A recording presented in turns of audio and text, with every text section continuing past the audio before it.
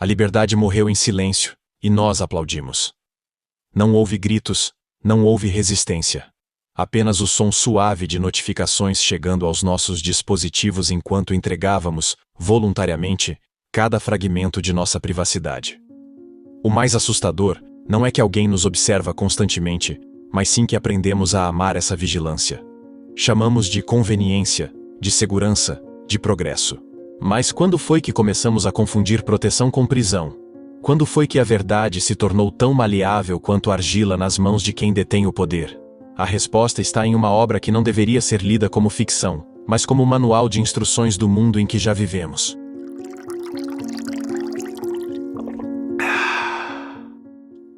A liberdade é a liberdade de dizer que 2 mais 2 são 4. Se isso é concedido, tudo o mais se segue. George Orwell não escreveu uma distopia futurista quando publicou 1984 em 1949. Ele desenhou um mapa detalhado do território psicológico que a humanidade estava destinada a se habitar. O que parecia impossível há décadas, hoje se revela como uma descrição quase documental de nossa realidade.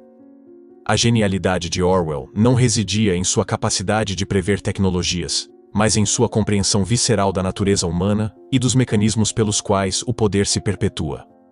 Winston Smith, funcionário do Ministério da Verdade, trabalhava reescrevendo registros históricos, alterando jornais antigos para que sempre confirmassem as declarações atuais do partido. Quem controla o passado controla o futuro.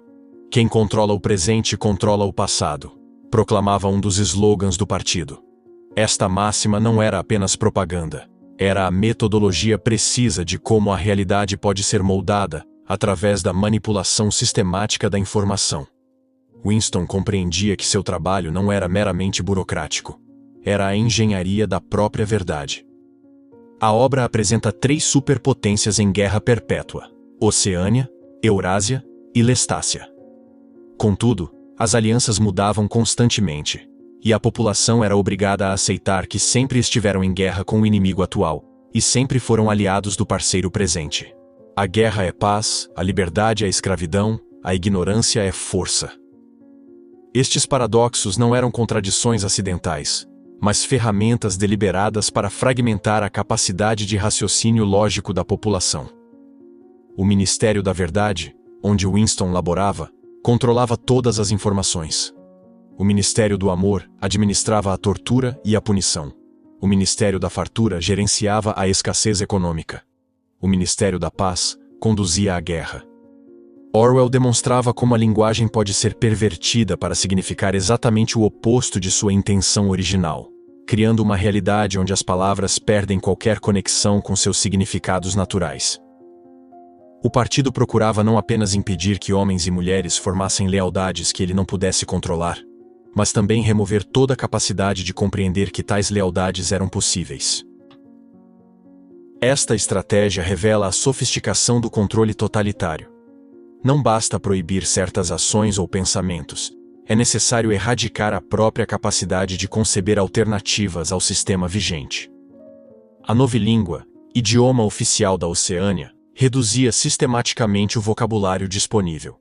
Palavras como liberdade existiam apenas em contextos aprovados pelo Estado. Não vês que o verdadeiro objetivo da novilíngua é estreitar a gama do pensamento? No fim, tornaremos o crime-pensamento literalmente impossível, porque não haverá palavras para expressá-lo. Syme, colega de Winston, explicava como a destruição das palavras equivalia à destruição dos próprios conceitos que elas representavam. Orwell compreendeu que o controle absoluto não se conquista pela força bruta, mas pela manipulação da própria percepção da realidade. Ele entendeu que a mente humana, quando submetida a pressões específicas, pode ser remodelada para aceitar qualquer versão dos fatos como verdadeira. A obra não é um aviso sobre o que poderia acontecer.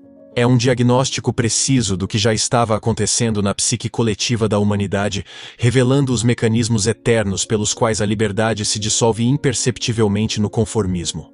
Cada pessoa vive em uma sociedade onde suas conversas são monitoradas, seus movimentos rastreados, suas preferências catalogadas e seus pensamentos antecipados por algoritmos que conhecem os indivíduos melhor do que eles próprios se conhecem. Soa familiar? Winston Smith, o protagonista de Orwell, habitava um mundo onde o grande irmão está observando.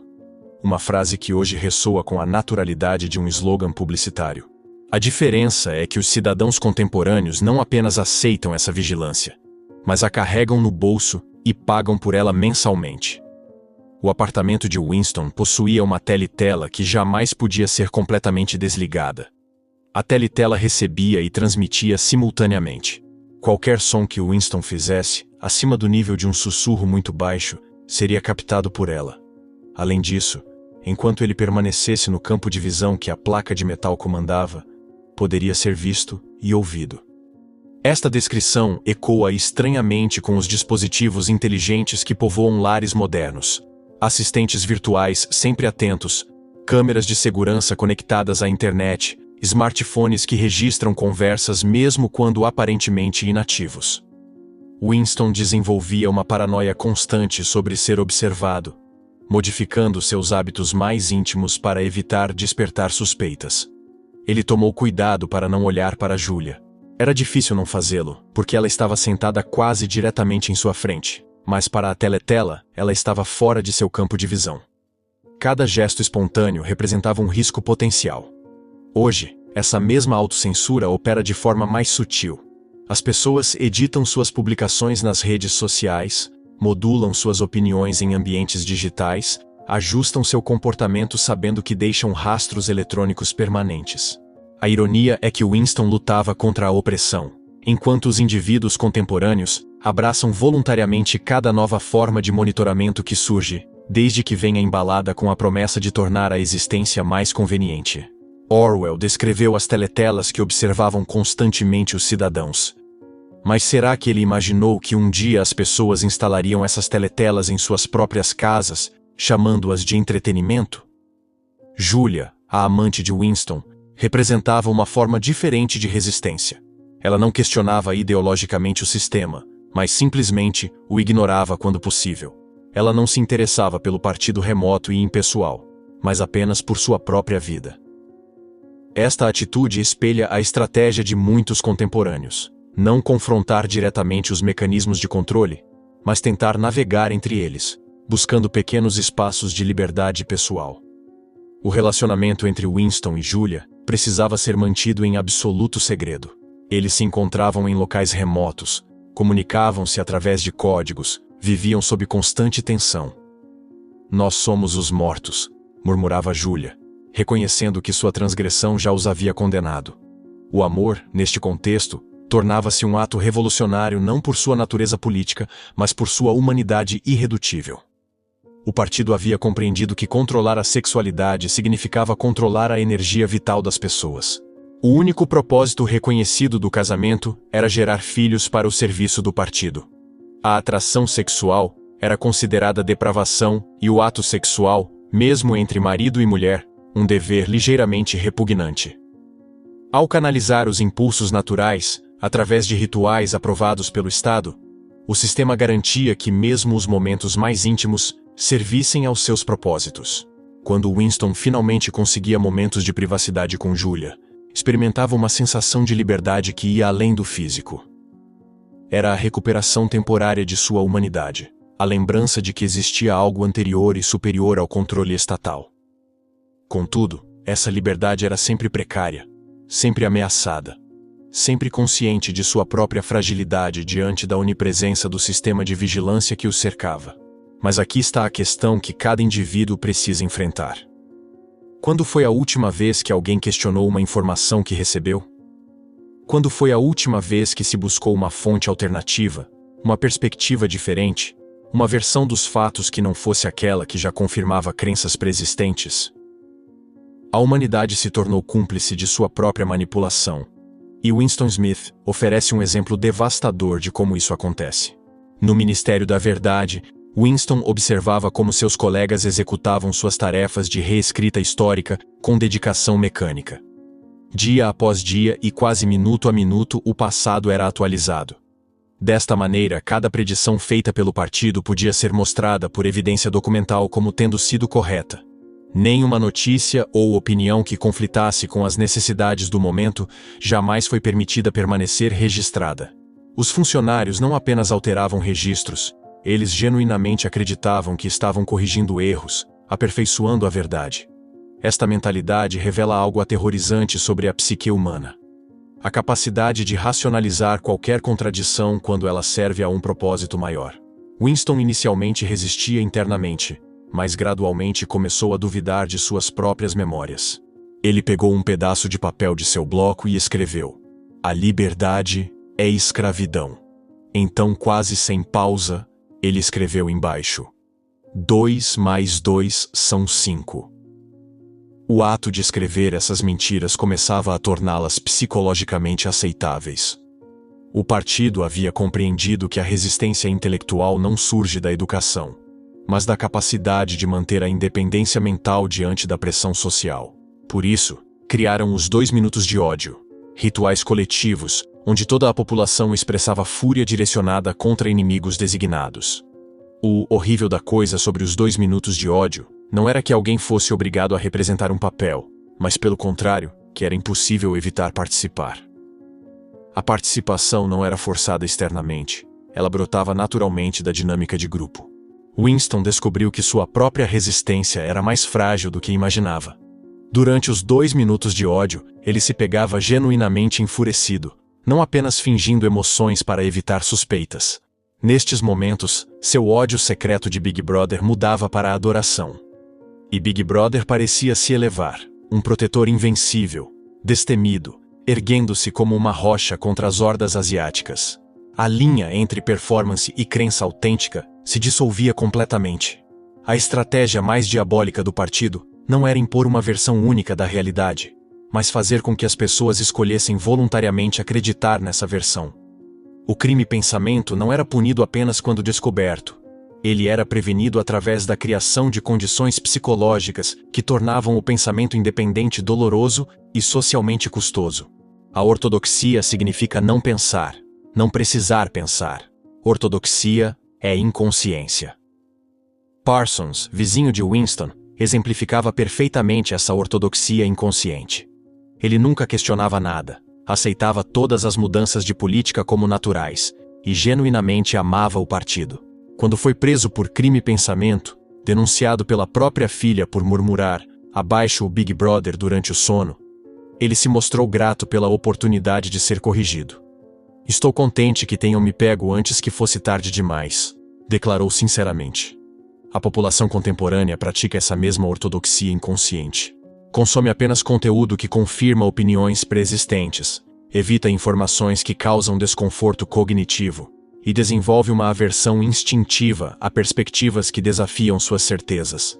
A diferença é que hoje essa limitação intelectual é vendida como personalização, como eficiência, como cuidado com o bem-estar mental. O resultado é o mesmo: mentes que perderam a capacidade de processar contradições, de tolerar ambiguidade, de questionar autoridades que se apresentam como benevolentes. O duplo pensar, conceito central da obra de Orwell, descreve a capacidade de manter 2 crenças contraditórias simultaneamente e aceitar ambas como verdadeiras. Esta habilidade mental não era opcional na Oceânia. Era uma necessidade de sobrevivência. Winston compreendia intuitivamente este mecanismo. Saber e não saber. Estar consciente de completa veracidade ao dizer mentiras cuidadosamente construídas. Sustentar simultaneamente 2 opiniões que se cancelavam, sabendo que eram contraditórias, e acreditando em ambas. A genialidade diabólica do duplo pensar residia em sua capacidade de eliminar a dissonância cognitiva que normalmente surge quando enfrentamos contradições. Em vez de resolver o conflito entre 2 ideias opostas, o indivíduo aprendia a compartimentalizar sua mente, permitindo que verdades mutuamente excludentes coexistissem pacificamente. O processo tinha que ser consciente, ou não seria executado com suficiente precisão, mas também tinha que ser inconsciente, ou traria consigo um sentimento de falsidade e, portanto, de culpa. Winston praticava duplo pensar diariamente em seu trabalho. Ele sabia que estava falsificando registros históricos, mas simultaneamente acreditava que estava corrigindo erros factuais. Quando o partido declarava que a ração de chocolate havia aumentado para 20 gramas, Winston lembrava claramente que na semana anterior, a ração era de 30 gramas. Contudo, Ele também sabia que a nova informação era verdadeira e que sua memória estava equivocada. Ele engoliu uma dose de gin, beliscou o nervo que o faria parar de lembrar e mergulhou no trabalho novamente. A tortura psicológica mais refinada não acontecia nas câmaras do Ministério do Amor, mas na mente de cada cidadão que aprendia a torturar a si mesmo. O partido havia descoberto que forçar alguém a mentir era menos eficaz do que ensinar essa pessoa a acreditar sinceramente em mentiras. A mentira passou para a história e se tornou verdade. Esta transformação não era imposta externamente. Ela brotava da necessidade interna de manter a sanidade em um mundo onde a realidade mudava constantemente. O relacionamento de Winston com O'Brien ilustra perfeitamente como o duplo pensar opera em níveis mais sofisticados. O'Brien era simultaneamente membro da Irmandade Revolucionária e agente leal do partido. Ele genuinamente acreditava em ambas as identidades, alternando entre elas conforme a necessidade. Nós controlamos a matéria porque controlamos a mente. A realidade está dentro do crânio. Esta declaração não era filosófica, era uma descrição técnica de como a percepção pode ser manipulada para alterar a experiência da realidade. Durante sua prisão, Winston descobriu que O'Brien havia orquestrado toda a sua jornada de rebelião. Eles te pegaram há 7 anos, revelou O'Brien com satisfação paternal. A resistência de Winston não havia sido genuína. Ela fora cuidadosamente cultivada e direcionada pelo próprio sistema que ele pensava estar combatendo. Esta revelação demonstra como o duplo pensar pode ser usado para criar a ilusão de liberdade dentro de um sistema de controle total. A sociedade contemporânea opera através de mecanismos similares de duplo pensar, embora mais sutis. As pessoas valorizam privacidade enquanto compartilham detalhes íntimos online, criticam manipulação midiática enquanto consomem apenas fontes que confirmam seus preconceitos, defendem liberdade de expressão enquanto apoiam censura de opiniões divergentes. Estas contradições não geram desconforto porque foram internalizadas como normais, até mesmo virtuosas. O aspecto mais sombrio do duplo pensar é que ele não requer coerção externa uma vez estabelecido. A mente aprende a se policiar, a se censurar, a se corrigir automaticamente. Winston eventualmente chegou ao ponto onde amava o Big Brother. Não porque foi forçado, mas porque sua capacidade de manter contradições havia se tornado tão desenvolvida que amor e ódio podiam coexistir sem conflito interno. A verdade mais devastadora sobre 1984 não é que Orwell previu o futuro. É que ele revelou algo que sempre esteve presente na natureza humana. Nossa disposição para trocar liberdade por segurança, verdade por conforto, pensamento crítico por certezas reconfortantes. O momento final de Winston Smith na obra representa não uma derrota imposta, mas uma capitulação voluntária que espelha processos psicológicos universais. Na sala 101, O'Brien confrontou Winston com seu medo mais primitivo: ratos. De todas as coisas no mundo, uma ratazana era a que ele não podia suportar. Mas a tortura física era apenas o prelúdio para algo muito mais devastador. O'Brien não queria simplesmente quebrar Winston. Ele queria reconstruí-lo completamente. Nós não nos contentamos com obediência negativa, nem mesmo com a mais abjecta submissão. Quando finalmente se render a nós, deve ser por sua própria vontade livre. O processo de destruição da personalidade de Winston seguiu etapas meticulosamente planejadas. Primeiro, a fragmentação de sua identidade através da dor física e privação sensorial. Depois, a desconstrução sistemática de suas memórias e crenças. Finalmente, a reconstrução de uma nova personalidade que genuinamente amasse aquilo que antes odiava. Nós fazemos o cérebro perfeito antes de colocá-lo no crânio. Quando Winston gritou: "Faça isso com Julia! Faça isso com Julia! Não comigo! Julia! Eu não me importo com o que fazem com ela. Arranque o rosto dela, descasque-a até os ossos. Não comigo! Julia! Não comigo!" Ele não estava apenas traindo sua amada, estava traindo a última parte de si mesmo que permanecia humana. O'Brien havia compreendido que o amor era o último bastião da individualidade, e que destruí-lo significava conquistar completamente a alma. Meses depois de sua libertação, Winston encontrou Julia casualmente em um parque. Ambos haviam sido transformados. "Eu te traí", ela disse sem emoção. "Eu te traí", ele respondeu. Mas a traição mútua não gerava dor, gerava alívio. Eles haviam sido libertados do fardo de amar, de se importar, de manter qualquer lealdade que não fosse direcionada ao Estado. Às vezes, eles ameaçam com algo que não consegue suportar, que nem consegue pensar a respeito. E então diz: não faça isso comigo, faça com outra pessoa, faça com fulano de tal. E talvez depois disso não sinta da mesma forma sobre a outra pessoa. O grande irmão não precisou conquistar a humanidade pela força. As pessoas o convidaram para entrar, alimentaram-no com seus dados, fortaleceram-no com sua complacência. A distopia de Orwell não chegou como uma invasão.